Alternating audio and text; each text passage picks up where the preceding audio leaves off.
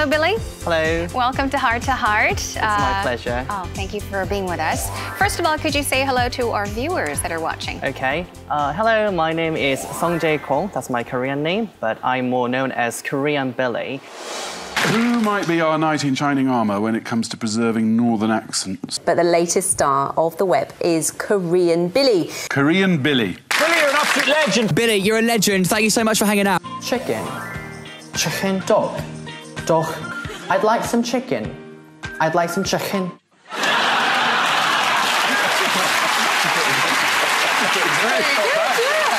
Please welcome... A man at the center of British people's attention. KoreanBilly, a Korean man who has a free command of British accents than the British themselves. He became the hottest Korean in England with his YouTube channel about British English and British culture. Inside the Liverpool pub, I'm so excited. What menu? Let's see that.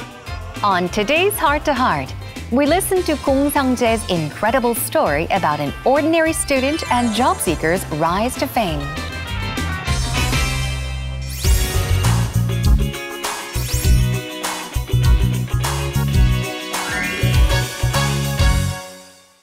So we'll be talking about that today, but I do want to begin by talking about how you became a celebrity in England. Okay. This is when BBC show, they aired one of your YouTube videos, the ones that you create. So tell us more about your YouTube videos. So it was it's almost around 1 year ago, and last April, I think. So I made a YouTube video about London area accent and Liverpool accent. And I just posted it on my YouTube channel, and suddenly it went, so-called viral. And yeah, lots of, British people, including Liverpool people, watched my videos, and BBC featured my video. And I think they just find it really interesting because a random Asian guy did a British dialect. So I think they found it really interesting, so that's why they featured my video. How did this lad go viral this week? I want to say him. I know who this guy is. Oh! I think he's a bit genius. I repeat, I'm getting doing the tune. You're canning I'm gonna get more why I man. Hello everyone, this is Billy. Mandem means mate, and it usually means male friend. Mandem sometimes means a group of friends as well. I'm going to get some Nando's chicken with my friend. Gonna get a chicken Nando's with him, Mandem. Billy, welcome to Virtually Famous. It is an honour to speak to you, sir. Thank you, it's my pleasure. Oh! Yes, mate. I've given Billy some phrases and some accents to say to me. So the first one is, I didn't go with because it was purple tea. I didn't go because it was Birmingham. I thought it was Welsh. And that was, I didn't go out because it was very cold in a Glaswegian accent. Yeah. Oh! You were happy. I'm going to give the points to shot.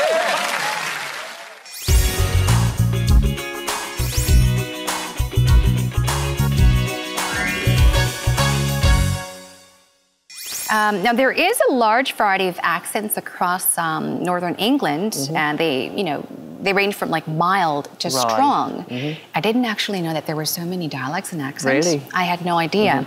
But why the interest in Northern England English? Oh, okay.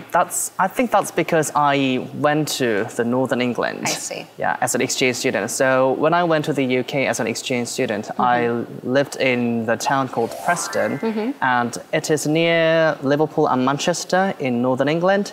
So I was just surrounded by Northerners, actually. So I just naturally absorbed their accents, and just most of my classmates were from Liverpool and Manchester. Could you maybe show us a few examples of standard English and how dialects differ?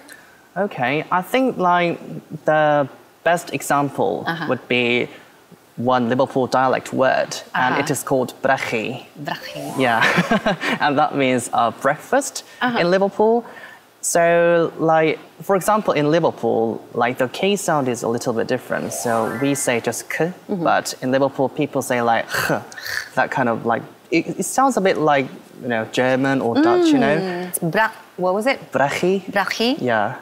And that means breakfast. Yeah. And breakfast is the American English pronunciation, and the British English is just breakfast. Breakfast. Okay, it sounds different. And dahi sounds like a totally different language. The typical sentence would be that brachi's boss la. What did you just say? That brachi was boss la. Breakfast. Yeah. Dahi. Yeah. And boss. Boss. Boss means awesome. Awesome. Actually. Yeah. And Liverpudlian people usually just say la at the end of the sentence. Yeah. That actually means lad, and that means mate. All right, la. Gotta go and see our kid in the Aussie. That brachi was boss la. I'm going to ask that for some scrala. I need new club la. Hello, this is Billy. La is an abbreviation of lad, and Scousers usually say la instead of mate. Also in Scouse, la is often put at the end of a sentence. The next one is brachi. I think you can guess what it means as it looks similar to the original word.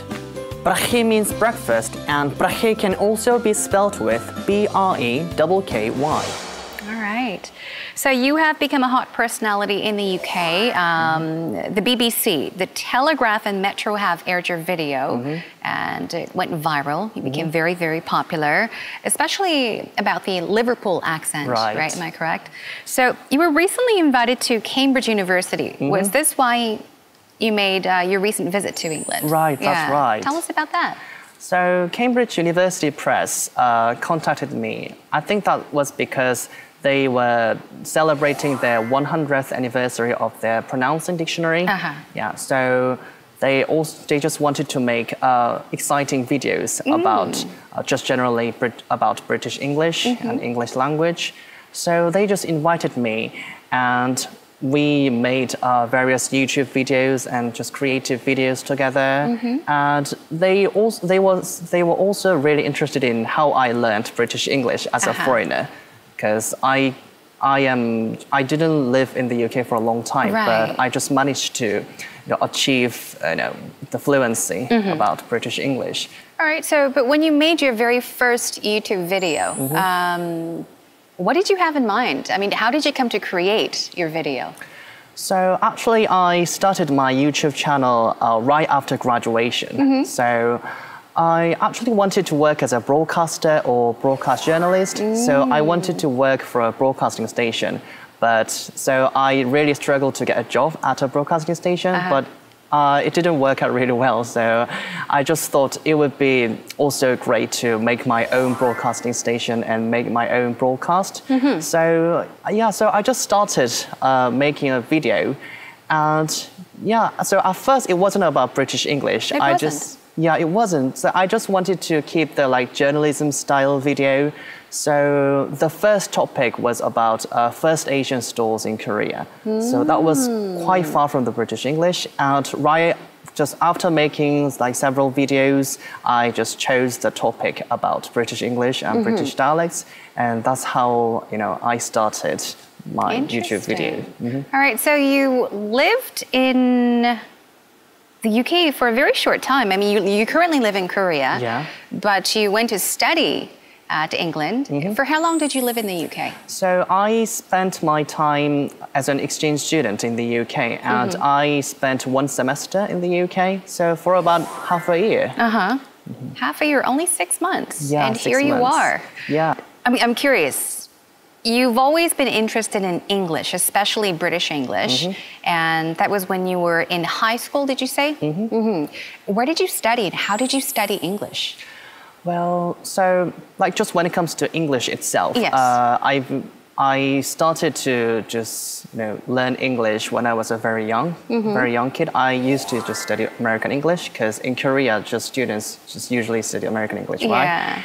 And when I was a high school student, I just got fascinated by British films and British TV shows, like British culture. So I just really wanted to go there and experience the real culture over there. So I think that's why I started to learn British English, because just to go there, I thought the first step to go there was to just learn British English. So that's how I started to learn British English. And I usually just watched, every British film and every British TV show.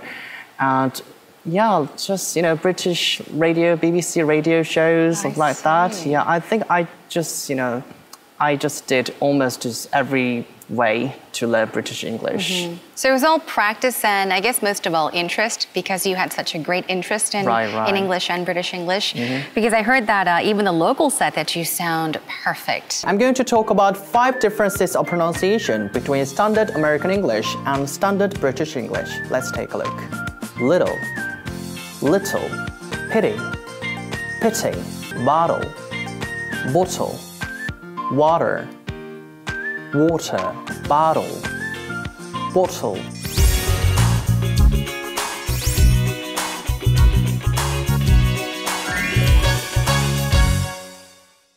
Now, your YouTube channel is called KoreanBilly, and that's why I said hello, Billy, as I introduced you on our show. How many subscribers do you have, and how many views have you gotten so far? Okay, so even though I call myself as a YouTuber, I have more followers on Facebook. Oh, you do? Yeah, so on Facebook, I think I have about 40,000 followers, and I have around 10 million cumulative views on Facebook. Yeah, still really surprising to me. How does it feel? I don't know, like I can't really feel that many people watched my videos because I'm in Korea and people don't really recognize me even though I've got like so many views. So I can't really feel that, but actually I went to the UK like several weeks ago and quite a few British people recognized me and said hello to me. So yeah, that was really exciting. And yeah, they really encouraged me to, do more videos. So that was one of the most exciting moments. Oh, wow. Did any of them ask if they could actually be in one of your videos? Oh, right. So some friends asked me to, they always, they keep saying they are really willing to be a guest in my video.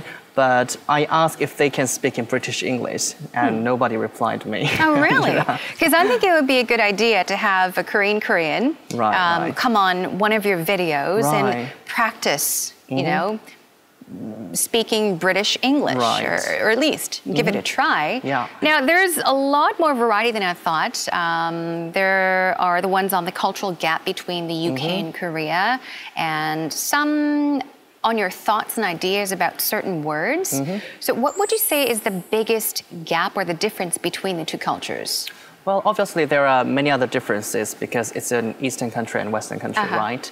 But for me, like when I was in the UK, I just found out that British people say sorry like too many times, So like obviously when they bumped into someone, they just obviously say sorry. But I think the meaning of sorry is a bit broader in the UK. So not just for apology, but when they like just, I don't know, like other than that, they just keep saying sorry. So sometimes I felt it was a bit awkward for me.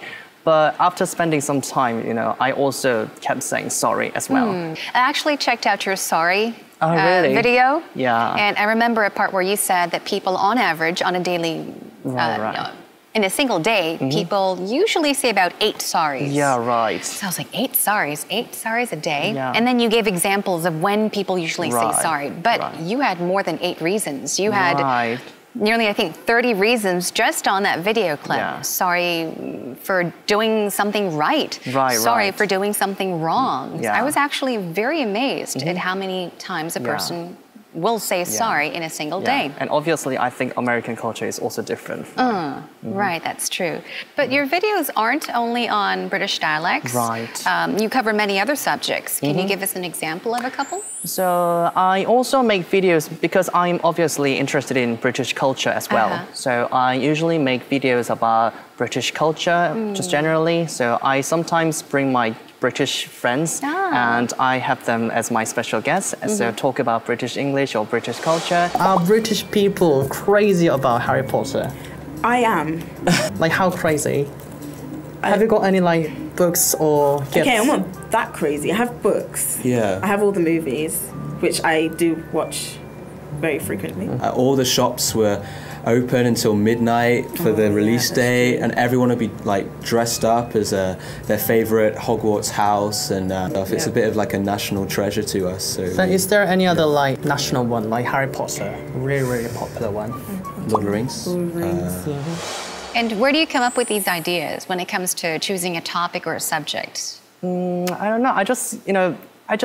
I'm just constantly thinking of new ideas. So sometimes it's like stressful for me, but I really enjoy like making videos. So I think, yeah. So I just don't stop, just thinking of new ideas. And yeah, and even like while making videos, I just come up with new ideas. So while filming my video, I also like take a note for the new videos.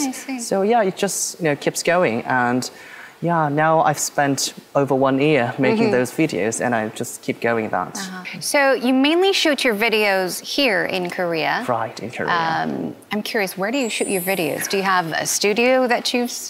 Not this, fancy studio, but yeah. But I usually just film videos just at home in my room, because I don't need any, great background, because I can use just computer graphics, right? I see. So I just set up my, studio and film everything, and I just edit the video right away in my room. So I find it really comfortable, because I can do everything just at home.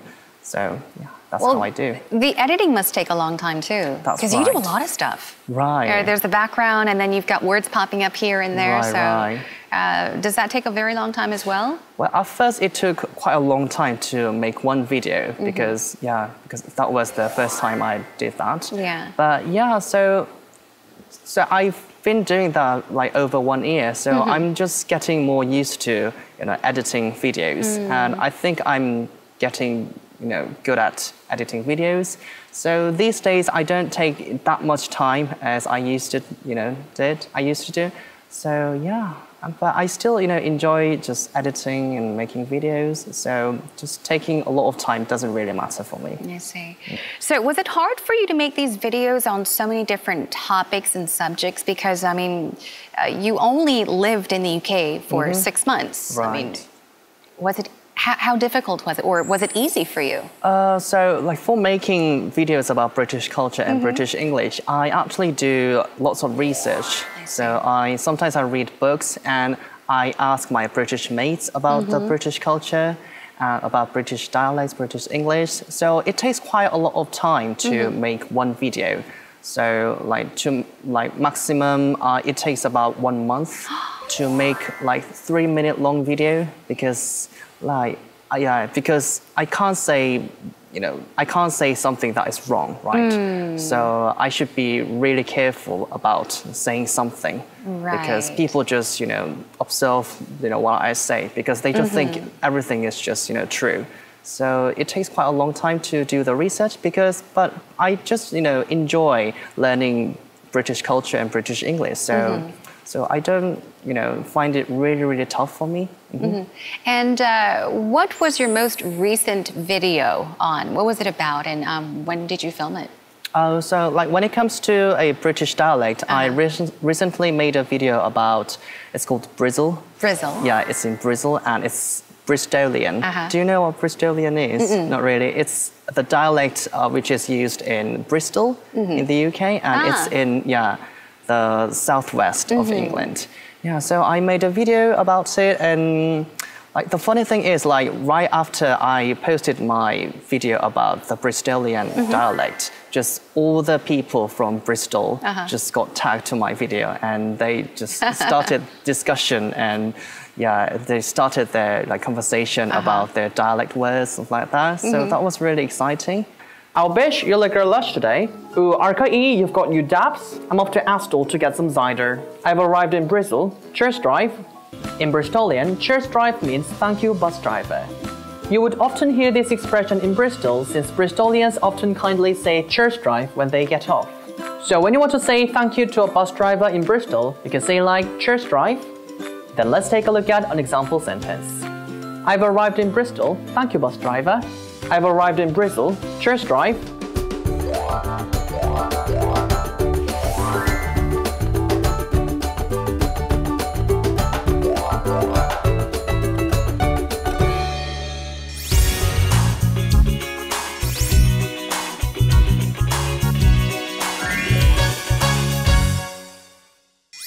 Well, I can see why so many people love KoreanBilly. Oh, thank you.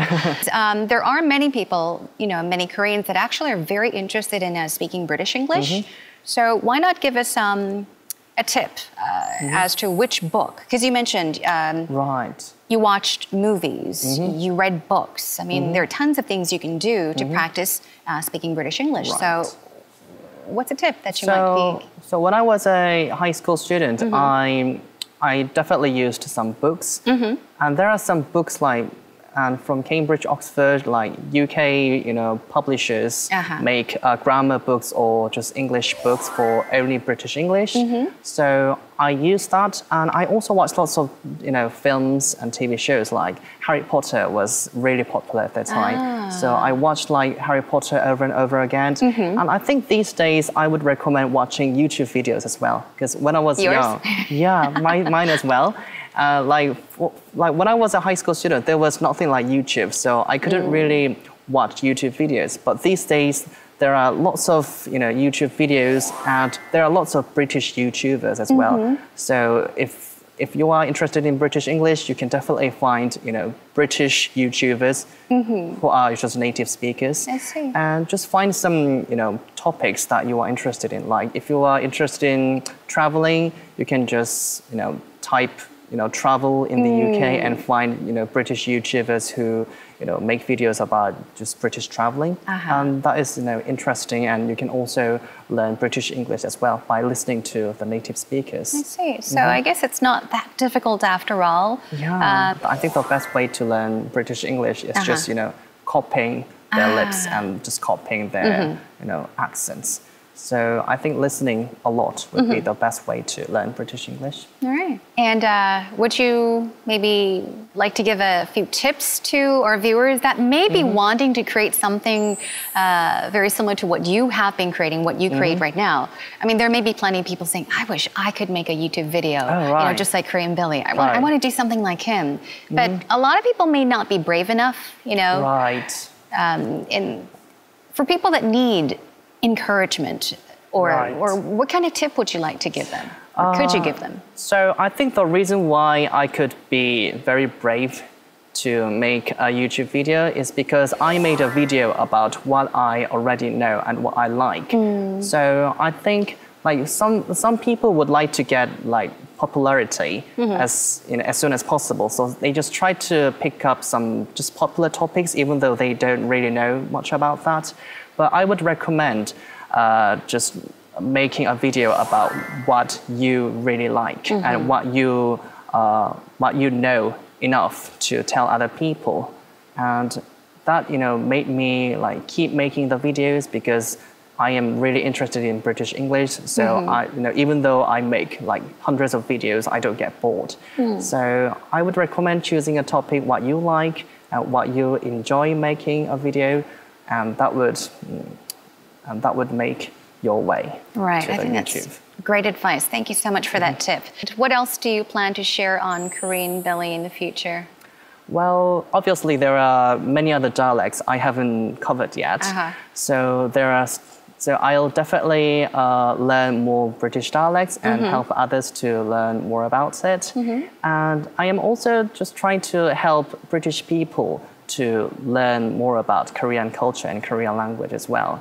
And just in the end, I want to just represent a Korean guy who loves British English and just who loves British culture. So yeah, I hope just my channel would be a great community where just British people and Korean people get together and have great conversations about different culture. It's wonderful. So. And we're down to our final question. What does the UK mean to you? Okay, UK. So the United Kingdom is a country that enabled me to broaden my vision and broaden my world, because if I could have only spoken in Korean, I would have just been able to communicate with only Koreans, right? Those who can only speak in Korean. But now I can speak in English. I can just communicate with almost everybody. So I can, and by communicating with many more people, a lot more people, that just made me, get lots of, creative ideas and just see the world in a different way. So just the United Kingdom and the English language just made me just see the world, more widely and in a different way. And that just, made my life more exciting, actually, because I really enjoy meeting new people. So my English skill helped me to meet many more people. Yes. So, yeah. We hope that you continue to live your dream, and I'm sure that our Arirang heart-to-heart viewers have already become huge fans of yours. Oh, right. So that means more subscribers already. All right. Okay. Please. Thank you once again for joining us on our show, and best of luck to you. Thank you so much. 네, thank you. 감사합니다. 감사합니다.